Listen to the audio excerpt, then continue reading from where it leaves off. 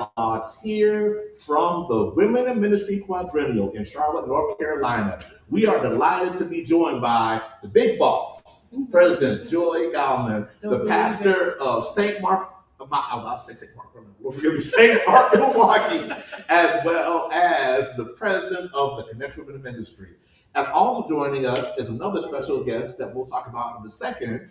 Actually, we're going to talk about it now. Reverend, introduce yourself. Hello, I'm Reverend Shelby Miles, a part of the African Methodist Episcopal Western North Carolina Annual Conference, pastor of Oak Level AME Church in Milton, North Carolina. And Shelby is joining us, Reverend Miles is joining us because she is the youngest attendee here at age 29. And we have another attendee that we will get to interview at some point later. The oldest attendee here, I'm told, is a 90-year-old retired, 95-year-old retired itinerant elder from the 7th Episcopal District. So we want to definitely give a shout out to her as we have this time together. So first, let's kick it off to you, Reverend Gallmon. So this is a connectional convention. We're in day 2 of this convention, first full day. What's it like being here, start having this convention, this space for women in ministry? What's it been like to plan and create this space? It is an absolute labor of love. As I shared with the women earlier, I am a Christian educator who pastors, and now I'm a Christian educator who serves as the president of Connection Women in Ministry. And so we have labored over the curriculum.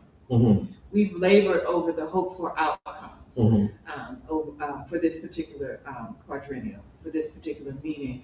And so it's come to bear fruit. Mm-hmm. And so now we're in the space of the joy of it, of encountering women in the hallway who are giving us back the language that we were looking for.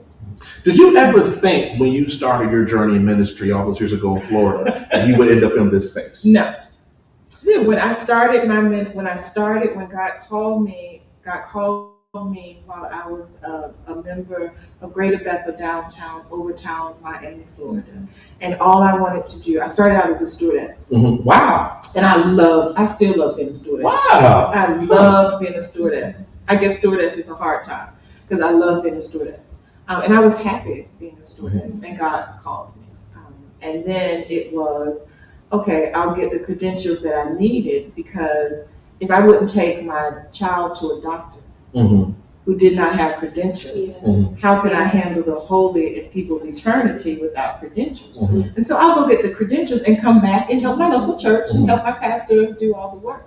And so I had no intention of even pastoring. But people could see beyond what I could see, and made sure that the doors were open enough for God to do God's work. Nobody pushed me, but the doors were open so that I could walk in the fullness of the call. And then I just wanted to pastor and be a Christian educator in the local church, because if the people have knowledge, the people can make better decisions about their spiritual well-being, their mental well-being, their financial well-being, the well-being of their children and the community. And so that was a great space to do kingdom work. And then one day, here we are. So going back to Florida a second, I want to stay on this beat for a second, because when you were in Florida, you were the director of Christian education of Florida. Yes. Which meant that you were responsible for planning one of, now I know 11 district folk will get at me for saying this, but one of, if not the largest Christian education meetings in the Connection. Yes. So tell us about how you were able to use some of those skills to do this meeting in this space. Thank you. I was the director of Christian education in Florida for 8 years as the director, and probably 8 to 7 years as the assistant, before God released me, that my season in that space was come to a conclusion.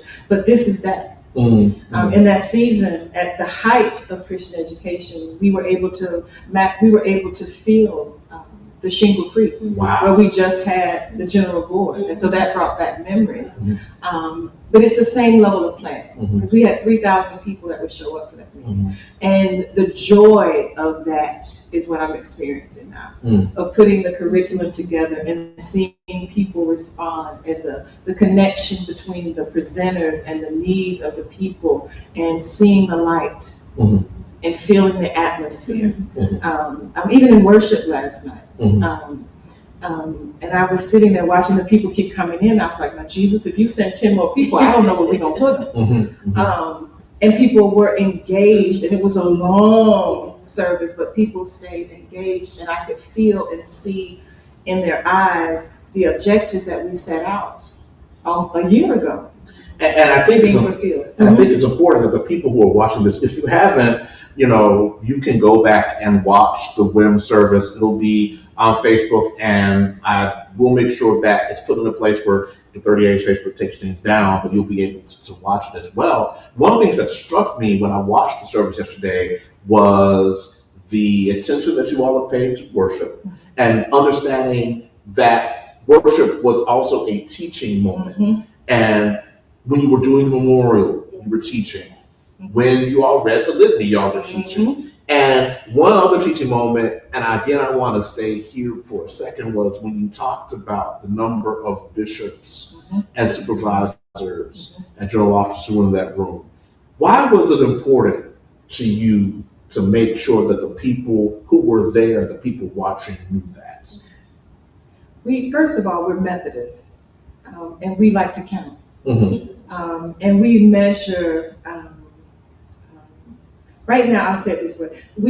We're searching for the history of the numbers so we can compare and see where we actually are. That's one way, not the only way, not the best way, but that is one way to measure progress. And to make sure that we are naming those numbers in all the spaces where people who will not read the reports, who don't make it to General Conference, can hear where we are.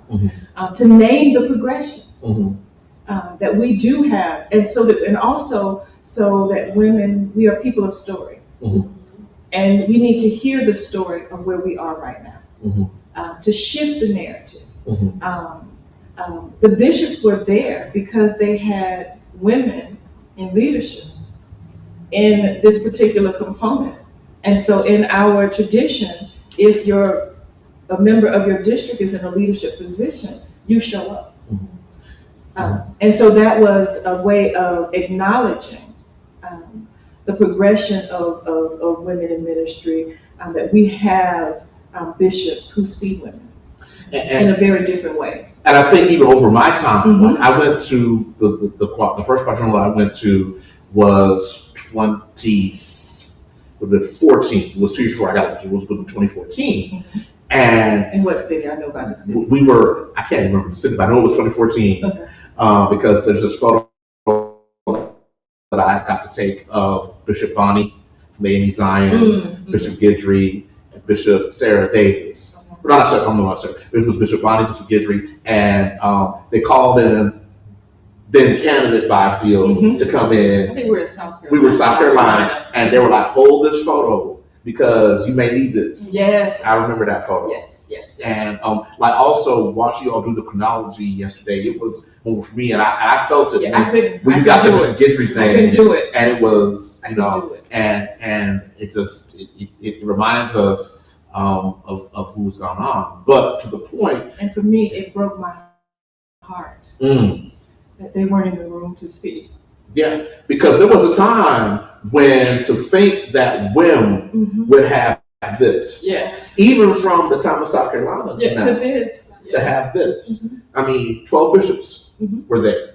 That says a lot about where WIM is. And the only reason my bishop was not there, who was the immediate past chair, and my bishop, who is an amazing bishop, he lost his sister. His sister died, and because he would have been there, he was planning to be there and pushing and encouraging, and so and rightfully so, because as he reminded us when he became WIM chair after he was elected, his mother was the first female presiding elder in the United States. So let's take that. Reverend Miles, you are the youngest attendee. I hope they give you some sort of button or some sort of check. She got a door prize. Okay, I'm about to say, and I hope they give you something. So, is this your first WIM quadrennial? It is. Okay, so what has it been like for you at this stage of your ministry to basically have WIM brought to you here? Yes. I looked at that as a confirmation in itself of like, okay, Shelby, you got to be in the room. Because at this juncture of my ministry, I just recently received itinerant elder order, so if you will, was ordained maybe over a month ago. And so just the timing of everything, Dr. Bryant and all the lovely workshops I've been able to attend have been speaking my language, if you will, and speaking to me and what I need to know as a newer pastor at my second charge, but nevertheless still learning. I'm trying to soak everything in, and so it's been helpful for me. Yes. So now one of the concerns has been, WIM had a very laser focused in the beginning on getting a bishop elected who was a woman. But there were other concerns, which and I'm glad that this is 50 years celebrating the creation of the Commission on the Establishment of the AME Church. The position paper. The position paper. The commission is next year. Yeah, that's next year. Yeah, yes. So this is 50 years that Dr. Jacqueline Grant Collier, who will be celebrated tomorrow. Tomorrow evening. Wrote the position paper that started the movement, if you will, to move us towards having women. And one of the things that I found interesting as we're thinking about this place is, WIM for a while was like, we have to get women in position, we have to get women in places. But we've got women in places, so we've had women in places. I know there's been some sort of I don't want to say pushback, but some tension between, those who didn't get to benefit and those who are benefiting from the fight. So, Miles, I would ask you, do you feel there's a place for you in women in ministry and in this place? Yes. I believe that God has been confirming through the authenticity of so many stories that I've been hearing of, okay, no, you need to be here right where you are as you are. And so that's been very helpful for me.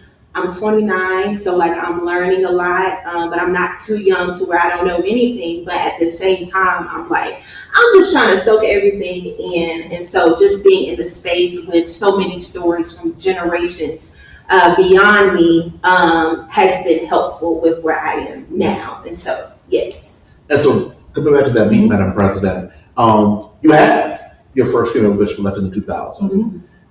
But I found something very interesting. It's like every general conference, there's always the question of, will we elect a woman? I've never heard women plural, although in 2004 that happened. But I've never heard, for example, well, we know we have to elect a woman or a female candidate. And when I look across, I was reading Lincoln and Lamia, that old tome of the Black Church. And I was struck as I was reading it to work with a student that they said the power of the Black church has always been in women, and it mentions the fact that at the AME General Conference, a majority of delegates were women because the majority of the lay delegates are women. Yet on the clergy side, it has not been that. So I know that there has been pushback on persons saying, well, we got a female bishop elected, but what has WIM done at the presiding elder level to advocate for persons getting bigger churches, leading pastorates, positions at annual conference? What about these other things that help you build a bench to lift up bishops? Is that one for me? Yes, that's one for you, Madam President. I'm part of the calling of the numbers is to help us see ourselves as we really are. Helping women shift the narrative. One of the presenters talked about it today. It may have been Dr. Bryant talking about shifting our focus to our wins. Reframing it towards the win. But because we've had this narrative for so long that we're on the outside, we have no power, and we have to ask for the power, right?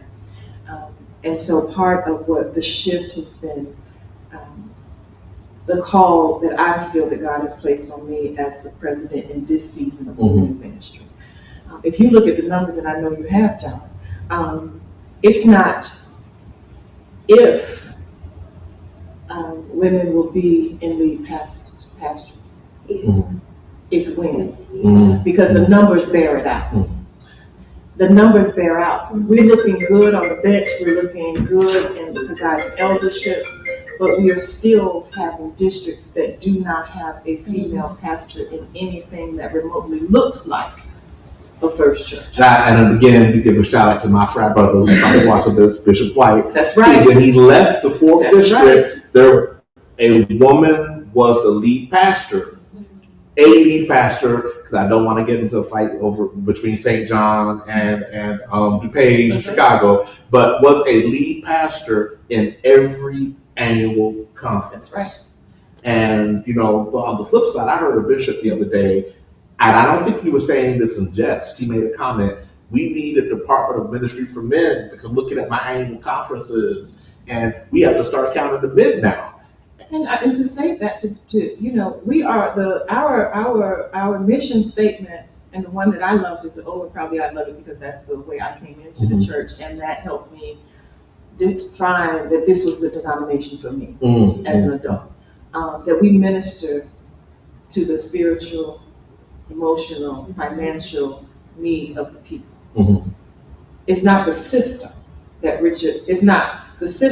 Richard Allen loved. Richard Allen bought into the system of Methodism because it served the needs of the people. And so if the needs of the people are to have a men's ministry, there's no problem with that, because if it meets the need.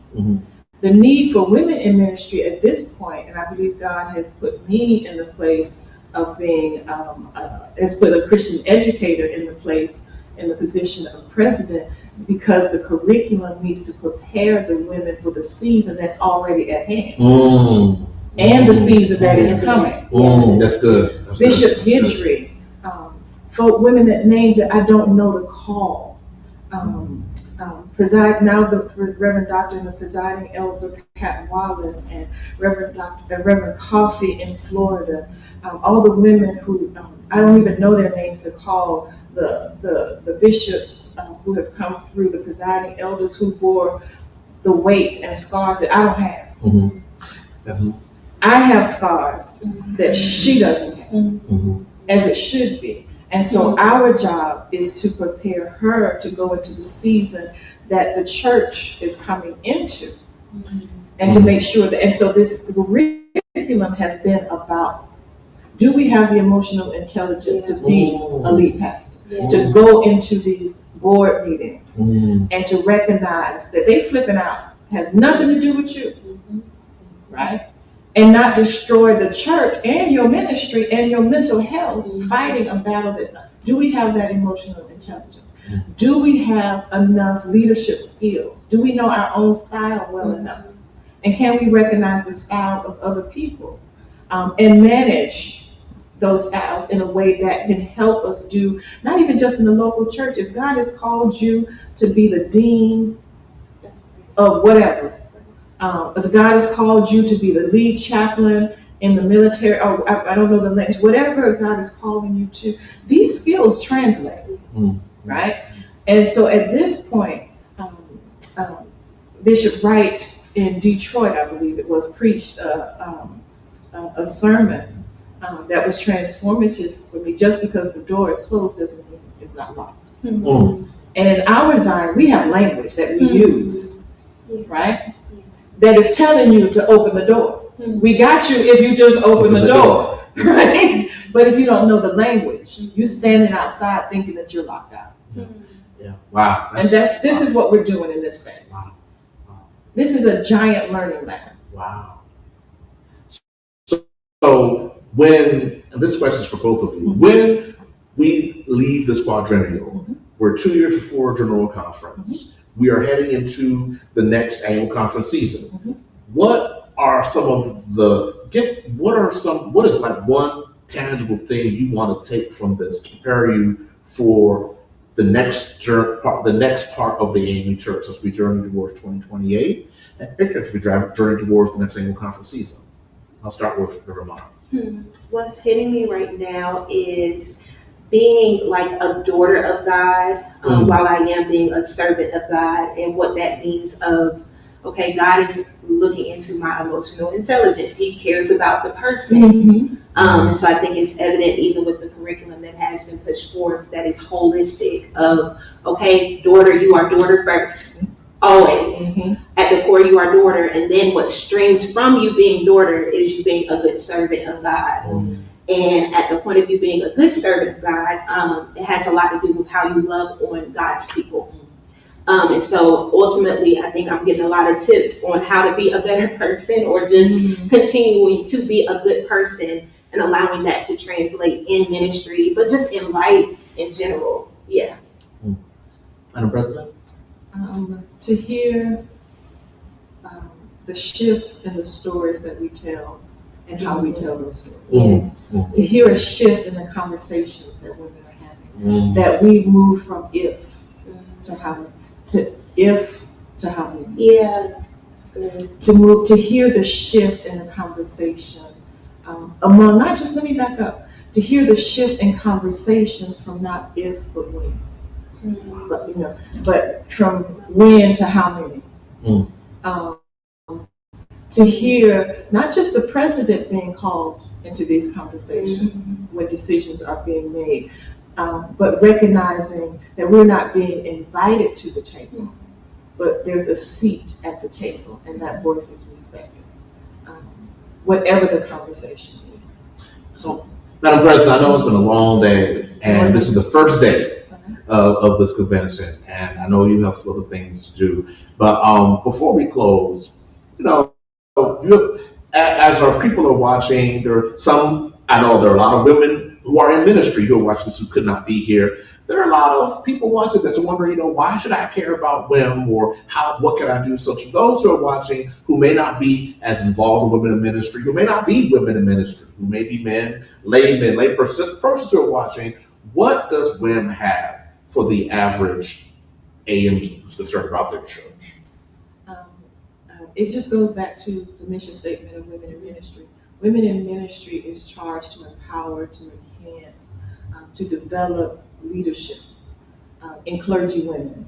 And it's not just in the African Methodist Episcopal Church. We are the learning lab, the think tank, the development space. I've been developed in this process, in this position. So at all levels of the church. And so not only are we developing your next pastor, we're developing community leaders. We're developing people who will be standing at your bedside. In the emergency room when they call for a chaplain. The person who shows up may be trained by one of the women who's been at this conference. And so this matters. The people, we've had leadership, which speaks to their commitment to women in ministry, who were here on yesterday, who left this meeting to travel to a one of the Black Caucus meetings, where they're developing strategy around getting out the vote and shifting the narrative, and then they will leave that meeting, come back here and share with this body what they have learned, and that will go out to every district in our Zion is represented here at this meeting, except for one, and that's only because the visas cost $15,000. And we're going to talk about that in another interview coming up. And so this information goes far and wide, from bishops to local elders to itinerant elders, and so it impacts not only the local church, it impacts the kingdom of God, it impacts the work that we do developing leaders to do the work of Christ in this world. I don't only get to do this, but normally but I would like you, Reverend Miles, to give us the last word here. You are beginning your journey. So share with us some thoughts that you're taking from this convention, also some thoughts. What do you want the people here watching to know about you, your ministry, and what this meeting has meant to you? I'm just sitting with Esther 4:14, being called for such a time as this, in light of what Bishop Vashti preached last night of preaching in pressured times. There's been so much encouragement that speaks to the woman, not just me, but so many of my sisters who are around my age, so many young colleagues who may be questioning some things. It's easy to get imposter syndrome of like, Lord, did I hear right? But at the same time, being in certain spaces like these, are very helpful for those who may be longing for God's confirmation in tangible form. And so what I feel led to say is like, God has been answering prayers through humans like Dr. Joy and so many folks who are here, even through the stories shared, the witnesses shared. It's a sacred space just by us all being in one space at one time. And so I'm just grateful to be in the room. Being in Queen City, Charlotte, I feel like there's just so many signs speaking to our identity, and also just the theme and the thematic scripture you all have, Ephesians 2 and 10. We are God's masterpiece, as is, wherever we are right now. And yet God is still developing the masterpiece. And the masterpieces that collectively make a beautiful mosaic. And so I'm just grateful. I'm grateful to be here in the room and to just be used in however God sees fit for me to be used in this space. So thank you. Yeah. This is why we do this work. But thank you again for inviting us here to be with you. Thank you for doing this. And it really is appreciated. Thank you all for watching. And we'll see you all again next time in another edition of the TCR Dialogues.